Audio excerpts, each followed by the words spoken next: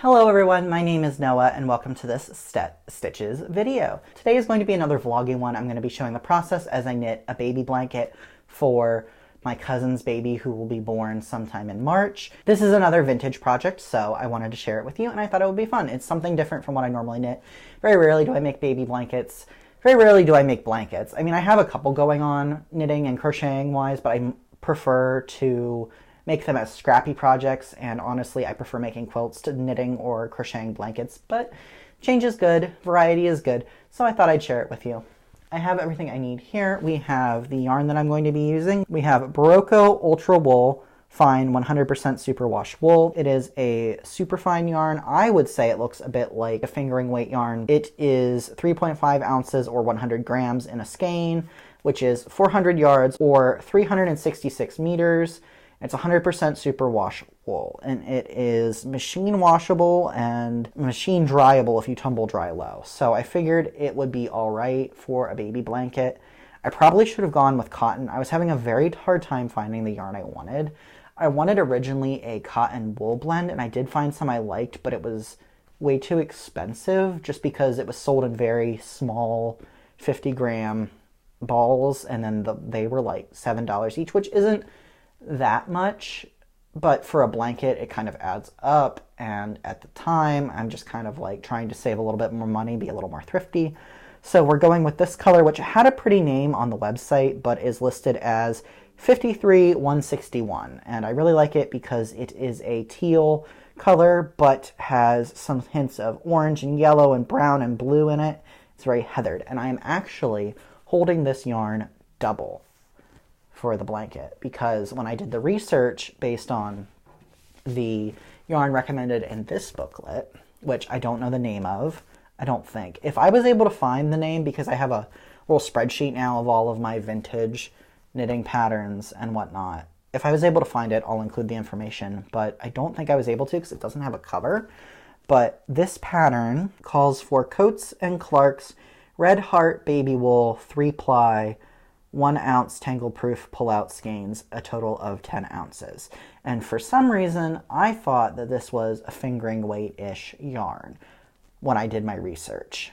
So I got that. But when I went to start knitting this, I realized that this was way too thin. So I'm holding it double, which means I think I'm going to have to buy more yarn. I've kind of been breaking my brain over this a little bit because I have actually started knitting this blanket already. I have been waiting for a day where I had time and the lighting and everything to start filming this, and that is now. Whereas I've been working on this blanket for about a week. But like I said, each ball is 3.5 ounces. So I have that, which is more than 10 ounces, but based on the knitting I'm doing, this is not going to be enough, so I'm going to need to buy more. I don't know. Like I said, the math is breaking my brain. I feel like I should be able to figure this out, but I can't. So what we're doing is the Shetland Isles shawl. So technically it's a shawl, not a blanket, but it's a blanket. It's got a repeating sort of wave-like lace pattern and then a border that you knit on at the end. And it says the shawl measures 45 inches square. Like I said, I'm not 100% sure when this is from. But this little booklet does also include crochet patterns. It's got dresses, ponchos, all sorts of things. It's really, the babies in this book are really cute, especially in their little knits. And this was another one that I bought from the Center for Creative Reuse here in Pittsburgh. I have quite a collection of them now. I'll have to show you sometime. A lot of them are in the bulk section, so you can put them in a bag, and the whole bag is like $7. So it's really, really affordable. And I've really been enjoying knitting these new types of patterns and learning about knitting in this way. So yeah, it's been great. I really like it. I did already scan or I guess make a copy of the 2 pages. So I have the pattern here, and it's kind of beat up because I've been carrying it around as I've been knitting, and also my cat has decided this is the best thing to sit on, and he's wrinkled it quite a bit. But I was originally planning on trying lever knitting with this video. I thought it'd be a fun extra bonus to make the video more interesting for all of y'all, but I tried to learn how to lever knit but it's not going well. I knew I wasn't going to be very good at it right away, but I was hoping that the speed with which you can do lever knitting would make up for it. But since I'm using a circular needle, which is actually what's recommended in the pattern, it was not easy and I was not understanding it. I just got really frustrated, so I just let it go. I will learn to lever knit another time. I don't think I'm using the size of needles recommended. They recommend a circular needle that is a size 10.5. I would assume that's US, 29-inch length. And I think I'm using a size, it might actually be a size 10.5. It's weird. It's too small for the size 10.5 hole. Like there's a little bit of a gap when I put it in the needle gauge that I have, but then it's too big for the size 10. It doesn't fit in the size 10 hole. So it's kind of, I think it's supposed to be a size US 10.5. I don't know, but I did get gauge. So whatever size the needle is, it doesn't really matter. One other interesting thing to note about this project is I have been using this Susan Bates Peg It knitting counter to keep track of the pattern. The pattern is a 12-row repeat, so I've been using this to help me keep track of it. And this was another thing I got at the Center for Creative Reuse. You will hear me talk about that a lot in these videos, just because I like to go there, and I've gone there a lot in the past and got a lot of neat knitting like supplies. So yeah, this is an interesting little device. I'm not really sure when it's from. I bought it for like maybe $2. It came with, I think, all of the pieces, possibly missing one. But basically what you do is you take one of these pegs and you put it in the hole. So for example, you could put it in row 1 once you finish row 1, and then you move it to row 2, and so on and so forth. The pegs are very hard to pull out of the holes, which I suppose is for keeping them in there. So if you bump it, it doesn't go flying. These pegs do not come out, which is good, but it does make it a little bit hard to use. And I don't know, it's a fun little way to keep track of patterns. I'm very fond of tally marks on the side of my pattern paper. I don't tend to use electronic like apps or anything like that.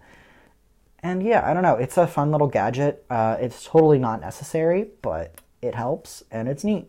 It also has a little ruler on the edge. It's got a 5-inch ruler, which I think is interesting. I feel like that would be useful for swatching, but I don't know.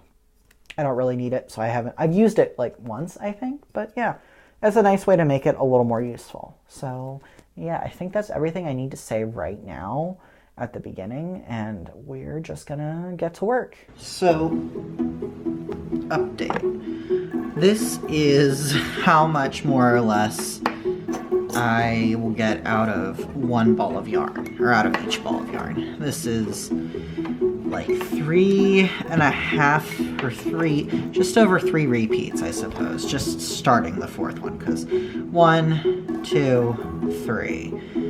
And I actually will need to rip it out. I'm gonna have to put in a lifeline, you'll see that, but I wanted to measure how long it was, because this is how much I have left. I have like maybe a yard of the yarn held double, so that's really all the further we're gonna get. But I want to measure the length of it right now, and I have to rip back more than, I guess it'll be 3 rows. The row I just did, the knit row, the like plain knit row, and then so this is 6.5 inches.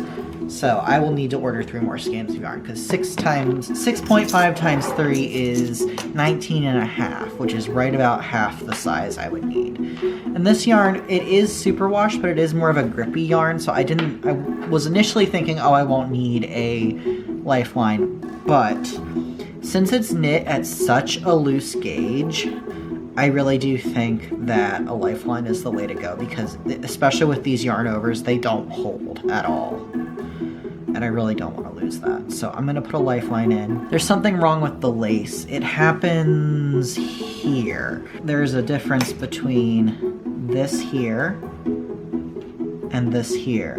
This one, the stitches all go that way. This one, they just kind of go up, and it's just a mess.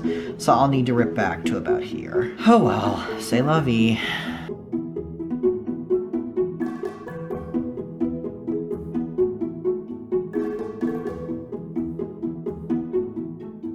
got you very precariously propped up. We'll see if it stays. I am outside of Pittsburgh Center for Creative Reuse because I need some new knitting needles for this project. It's in my V. Adams Prince tote bag. It's got little mushrooms on it. Like I said, it's not really a project bag, it's a tote bag, but the Blankie's getting big, so like it needs a proper tote bag space. I'll show you. Yeah, it's getting big. But these needles, as you can see, aren't super long. They're like maybe 4 or 5 inches before they start bending. And this is hard metal here, it's not wire. But I've been having a lot of hand pain, like specifically here in this part of my hand. And I am looking into hand braces. I can't remember the name of that specific joint. Somebody in a Discord I'm in recommended looking at the like anatomy of a hand to figure out what joints and muscles are hurting, so then you can search for braces or other supports based on the name of the muscles that are in pain. So that was really smart. I need to order them. I haven't done that yet. I am willing to try that, but I was also thinking that maybe it was these needles, maybe it's the shape that they are, or something about them that make my hands hurt. So I'm going to go into the Center for Creative Reuse and see if they have any. They don't have a huge selection because it is essentially a thrift store just full of crafting stuff. So, you know, not always the biggest selection, but I did think that maybe they might have some. I'm not super on board with the idea of straight needles. I'd be willing to get some and try it, but straight needles with all of this on it would get pretty heavy. But at this point, this is going to be heavy regardless, so I don't know. We'll see. I'm going to go in and see what they've got. I haven't been knitting on it a lot. I've really stalled because of this hand pain. Last night I knit, I think, 2 rows. And granted, they're big rows. It's like, you know, you saw it's a big, not big blanket, but large. Even at its gauge. I'm sorry for all the crinkles. I have a mask I need to put on. I need a fresh one. But it just, 2 rows in my hands were aching. At least this one was. This hand's also been hurting. Not as much, not nearly as much. This one hurts more so when I crochet. I think that's because I hold the thing I'm crocheting on, the fabric in my hand, too tight, and it just hurts. I don't know. Let me get my mask on, we'll go inside, we'll see. I wish I'd brought a jacket. It's really cold today. I thought it would be fine, but it's not. Of course I trip.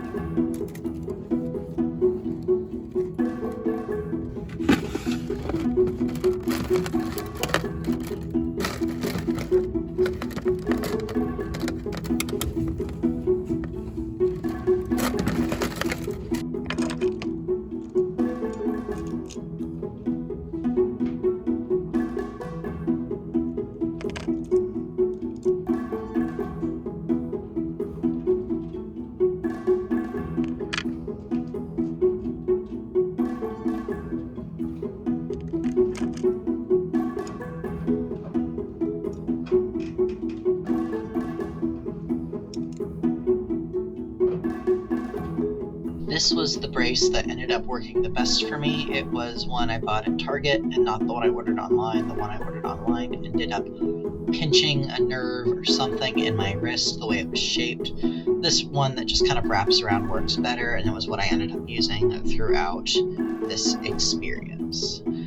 So once I had gotten a hold of some larger straight needles because I couldn't find any different circular needles that would work, I decided to transfer all the stitches over, and that's what I'm doing here. I was still getting used to knitting with the brace on. It was kind of challenging because it is Velcro in one spot, so that kept getting hooked on the yarn. No matter how carefully I wrapped myself up, it seemed to just stick anyways. And with the support on your wrist, it makes it hard to knit because it's keeping it from doing what it would normally do. And the one on the monitor is still hanging in there, the curly edge. Okay, I took a look at the print, and I cannot do express shipping on the sticky notes. I can only do stand fit, and I wanted to do my shop updating. So 3 weeks from now, and that seems so far away, but I just feel like I need to do this. I need to, so they're ordered. I have to edit all the files though, because... So as you can see, the straight needles were much shorter than the circular needles, which I pretty much expected, but it was so packed on there so tightly and it was so hard that I ended up just going back to the circular needles. I knew it wasn't going to be any more comfortable or helpful to be on those needles with having just knit one row, so I switched it back, which was a little bit tedious, but I did and it was fine. And as you see, I ended up, when I was knitting, not wearing the brace and then pretty much just wearing it the rest of the time. I wore it almost for about a month straight for several weeks, all on and off as needed, and my wrist pain did eventually clear up. I'm very careful now and I don't strain it or push myself. I've noticed though, as time goes on, it's only this project that does it. I have worked on a few other things here and there in between. Once the initial pain was cleared up, it really was just the blanket that hurt to work on. So I think it was a combination of the needles and the weight and everything. So that's another slight design change that I want to make. So now we have the general idea of the kind of sweater we want to knit and the yarn picked out, and I even sat down and I started knitting at it. The pegget board that you've just seen there that I used was fine. It was a nice little thing to have, but it didn't feel like it was really worth it. The pegs themselves were really hard to remove, and while I understand you don't want them to fall out, it is to the point where it's painful on my fingers to try and pull them out. So that was a downside, and it was kind of weird looking. So like when I would go and take my knitting somewhere, I'd get looks more so than normal.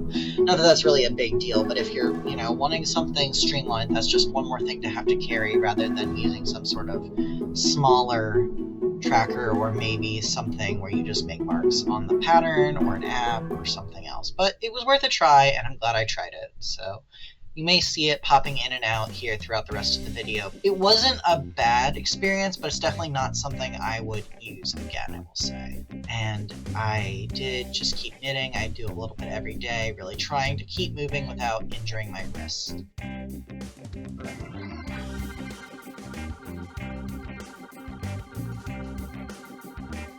This was something I really wanted to do that I had been putting off, adding a entry to my crafting bullet journal, and that's what this is here. And I will admit that I was nearly done with the body of this blanket before I actually sat down and made it. I had wanted to make a tracker for keeping track of the number of repeats where I could write down information about it, take notes, and I just kept putting it off and putting it off, so I was nearly done with the body of the blanket when I finally did set it up. But I'm glad I did, because it just means that I will have a record, even if it wasn't a record that I filled in as I made the blanket. It's a little more of after the fact, but it still exists, and that's good. I did have a lot of issues with setting up this bullet journal. I think a lot of it was me not waiting for the ink to dry. You will see there was a lot of smearing.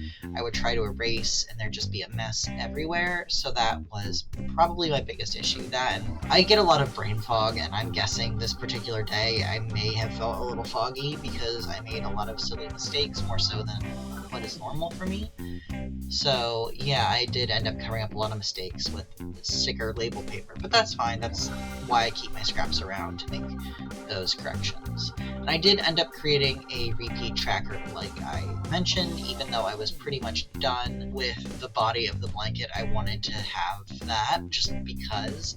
And I will say I ended up needing more repeats than I thought I would based on the length of the blanket. The width just ended up to be a bit wider than expected, so if I were to make it a square I would have needed more repeats. And I did do more than I initially planned, but I needed even more that I didn't end up completing. And you can see me here cutting out some of that label paper to make my cover-ups. This is something I do in my regular bullet journal as well.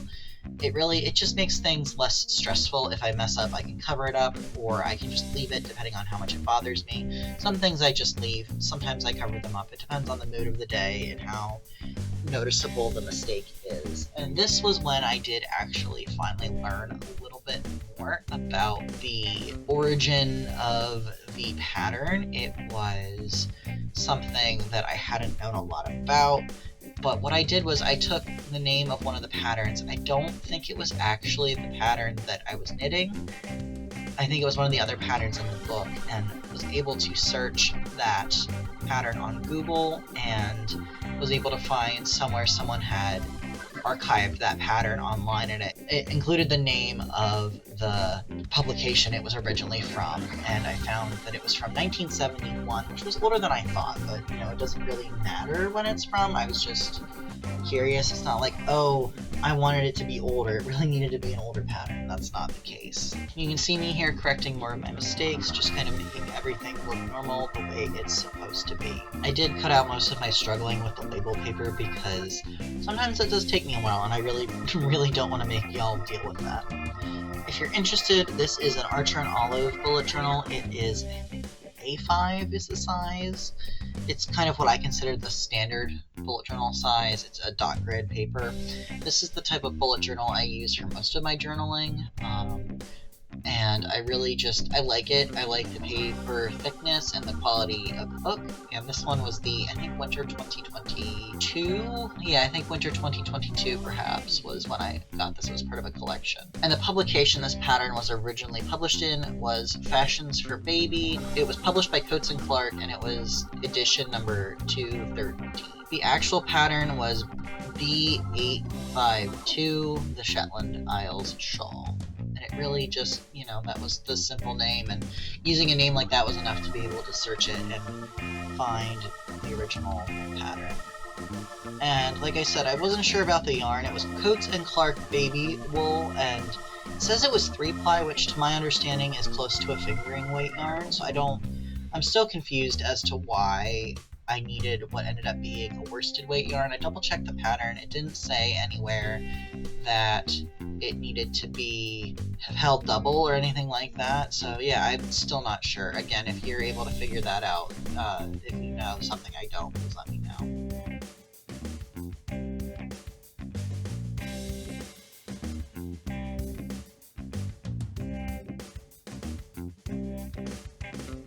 And then I decided to tape in a label from the yarn I used, and I don't know why I tried to tape it in like that. That's like really backwards. I had recently gotten the double-sided tape, so it was still kind of an exciting thing for me. So I taped it in, including a piece. I had to kind of trim it so it would fit. It looks kind of weird. I wish I hadn't done it, but it's okay. It's a good record keeping, a little bit of ephemera, and yeah, that's the setup for the bullet journal. Okay, so it is June 9th, and I have a baby blanket here that is almost done. It is just sans, or sans, I'm not sure, I think it's sans, one border, which I don't know which edge it is. I held it up earlier today, and I had a moment where I thought I miscounted, and I had finished all 4 borders, and I was really, really excited. And then I realized that I hadn't miscounted, and I did have a border left. So what we're doing here, I will probably be popping some footage in over top of me talking here. I filmed some footage yesterday of me working on this while I was at a market. I was vending at a pop-up shop outside, and I had the ball of yarn I needed to finish this come in the mail. I had to order yarn twice. Well, 3 times if you count the initial. I had to order extra yarn twice, and it came in the mail, so I was working on this. And I was, like I said, knitting, and I was showing that the body of the blanket is knit in one direction, and then first border you just continue with the bottom, and then, oh, hold on, we got a little man. See? There you go. Yeah, there's no Blankie here for you. This isn't for babies. Well, it's for a baby, but it's not for this baby named Ravioli. I hope you can hear me over the plane. Anyways, but then you pick up the stitches on every other side, and you knit this border, and it has a sort of triangular diagonal bit that juts off, and once I have all of the edges together, or edges done, you sew them together to make corners. So that's the plan. I need to pick up the last stitches and get started. We're out on my screened-in porch right now. We call it the catio because the cats like to hang out here. So I'm going to start picking up stitches, and hopefully I will be done with this soon.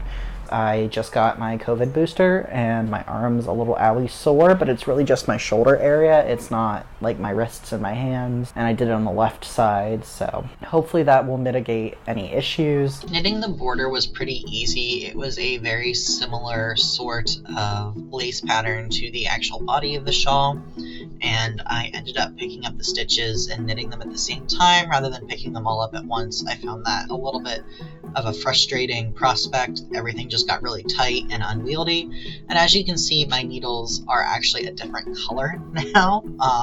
So that's because I left my needles at home when I went to visit some family, because it was in between finishing the first edge of the border that's just a continuation from the body and picking up for the second one. So I went to, I believe it was a Walmart, and found some needles and picked them up. But yeah, you just have to pick up 170 stitches, which is the same number as the cast on. And I did have a little bit of trouble with that. The first time I did it, I picked up way too many, and then I didn't pick up enough. And, you know, it just took a little finagling, but in the end I got there, and really, honestly, it wasn't that bad once I decided to knit the stitches as I picked them up rather than doing it all at once. And as you can see, I used a mattress stitch just to stitch all the corners together. It was simple enough. I did my best to make it easy to hide and unobtrusive, and I think it looks alright in the end. To take this whole unicorn theme and unicorn world and stick string and make it so open that it really works. And then I had to tie all of them together because it couldn't just be, in my opinion, woven together, because these ends were what was holding the corners of the blanket together. So I did knot them and tried to discreetly weave them in, as I did with all of the ends on the blanket. I didn't trim any of them down until after I actually did the blocking of the blanket, because that allowed for it to stretch and grow and not be sticking out weird, but I did take the time to make sure everything was secure and woven in before I did the blocking. I am not a fan of weaving in ends, as I think pretty much all knitters are not. All, you know, yarn crafters, you don't have to be a knitter. I think crocheters find it kind of boring as well, but it was definitely worth it to take the time to make sure everything was neat, tidy, and secure.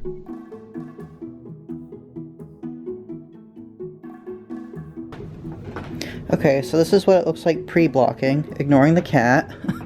I'm sorry that the bed is like the same color as the blanket, but apparently I just like this color.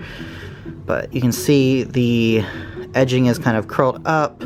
There is a consistent like ridginess to the lace, and I need to measure it out real quick to see what the pre-blocking size is. I want to have those stats. Yeah. And get this man off of it. He's gonna be so sad. I did use some wool wash when I was blocking the blanket, because I had been dragging it around for 5 months, and I was sure it had accumulated some, you know, just dust, maybe a little hand oil, all that, and I wanted it to be nice and clean. I considered getting a unscented wool wash, wool soak, because I know that babies are particularly sensitive skin, and I didn't want the scent to irritate the baby's skin. I did end up not having time for that. I just kind of forgot. By the time it was time to block the blanket, I didn't have time to do that.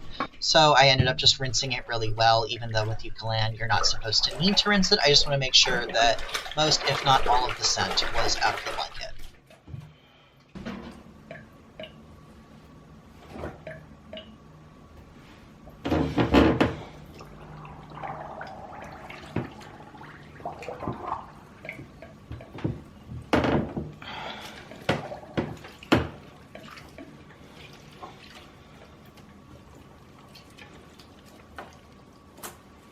Don't mind the floors, they're clean, they just look real weird.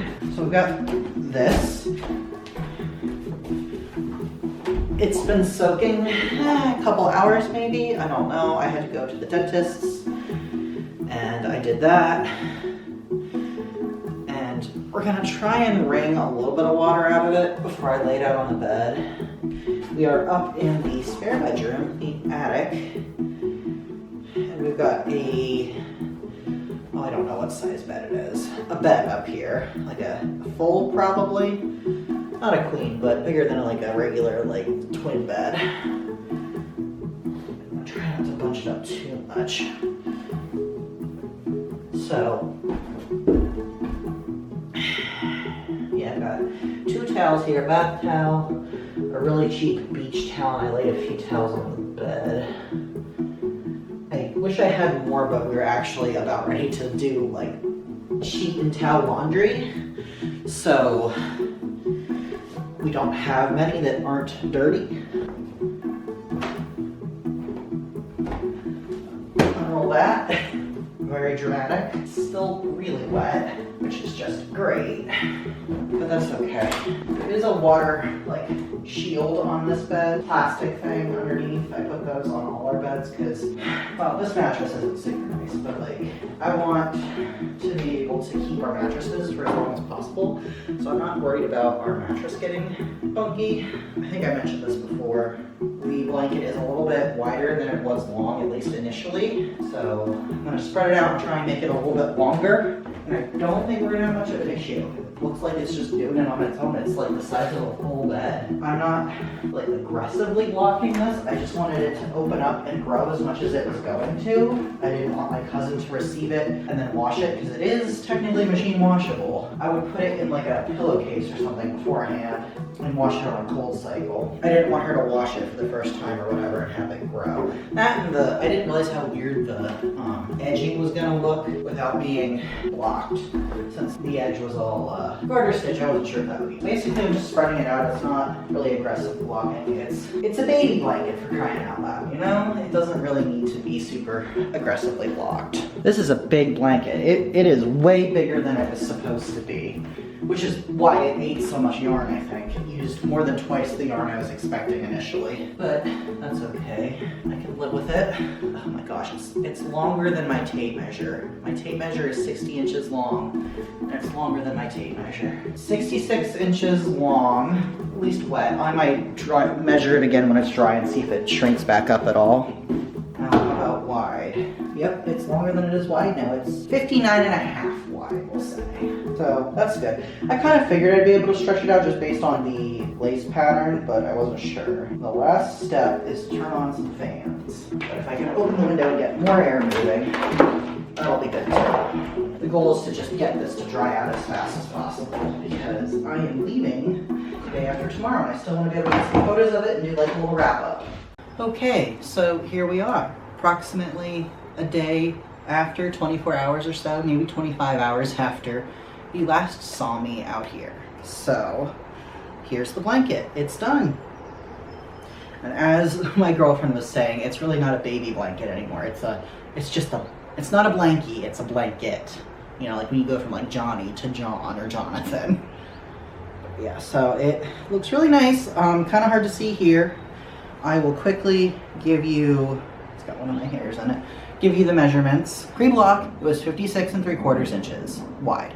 Long, 48. It was 66 inches long during the block while it was wet, and the width was 59.5 inches. So it didn't grow that much width, but I really did kind of stretch it a bit lengthwise, and just the way the lace is knit, I kind of figured that would be the case. You can see that it's, you know, all in that direction. And then after it dried, the width was 54 inches and the length was 59 inches. So it actually shrank a little bit in width, but I think that was because I stretched it out so much, and it grew about 10 inches total for the length. I don't know if I said any of this before, we'll see what I do with the voiceover, but 12 grams left over, and I used 8 100-gram balls, so that's 788 grams total in this blanket. And I feel like I should probably say more about it, but I know I'm going to talk about it in the like voiceovers throughout the video once I start putting that all together. But overall thoughts, now that it's done, I really like it. It smells really nice. It doesn't have an overwhelming lavender scent like I was trying to avoid, like I said, so that's good. The corners are a bit too long to come, you know, perfectly diagonal, so they stick out a little bit, kind of like a cartoon pillow. But that's fine, it doesn't matter. It's a baby blankie. It's gonna be drug around ideally and loved. It's pretty soft. I wish it was softer, but that's okay. It's very large. It's about my wingspan if I hold it out. So that's something. You know, it got so big. I did enjoy, for the most part, the knitting process. I definitely wouldn't recommend doing 170 stitches with worsted weight or fingering weight help double yarn. I would do like maybe 120 if you're going to use that thickness, or do the 170 if you're going to use just regular fingering weight yarn.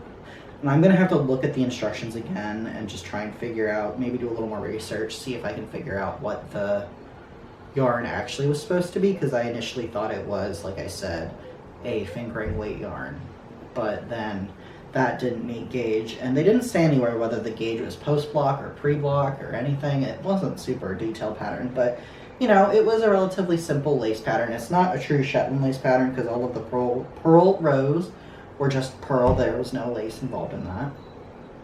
So yeah, that's the shawl, baby Shetland shawl blankie for my cousin's daughter. And if I haven't been inserting pictures, but as we've been talking, I will insert some now. And yeah, I really did enjoy this. It was definitely the biggest thing I've ever knit. I mean, I'm not sure. I have another blanket that might be bigger that was scrappy, but this may be the biggest blanket I've ever finished, like knit and finished. I will have to measure that one for funsies and see if I can figure it out. But yeah. So that's everything. Thank you so much for watching. Be sure to leave a comment. Do you enjoy vintage patterns? Have you ever heard of this type of yarn? Do you know what I did wrong? Why it got to be so big? Obviously I didn't meet gauge, even though I thought I did. It's fine, I don't care. I'm trying to think if there's anything else. Like I said, be sure to leave a comment, like the video if you liked it, dislike it if you didn't like it, but if you didn't like it, why are you still here? Go touch grass, go do something else. Subscribe if you'd like to see more knitting and crafty videos. Yeah, I don't know what the next video will be. We'll just have to see what strikes my fancy now that I've been freed from the purgatory that is this blankie. And yeah, I think the last thing I have to ask you to do is ring the bell so you know when my next video comes out. Thank you so much for watching, and I hope you have a wonderful rest of your day. Bye!